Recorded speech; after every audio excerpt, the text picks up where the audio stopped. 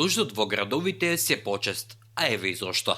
Градовите се жешки, а фактот што урбаните области обично се потопли од нивната околина е феномен наречен ефект на Топлински остров. Тој им е добро познато и на научниците и на речиси сите што живееле барем едно жешко лето во бетонска џунгла, пишува Вашингтон Пост, анализирајќи го зголеменото количество дожд забележано во последните 20 години во поголемите градови. Повеќето градови добиваат значително повеќе дожд отколку блиските рурални области според една нова студија. Ефект кој стана поизразен во последните 2 децении откако климата почна повидливо да се менува. Резултатите имаат длабоки импликации за густо населените и растечки градови од кои многу веќе се борат со поплави.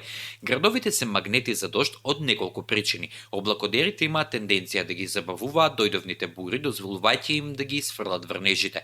Исто така издувните гасови и загадувањето на фабриките може да предизвикаат облаци кои ослободуваат порој.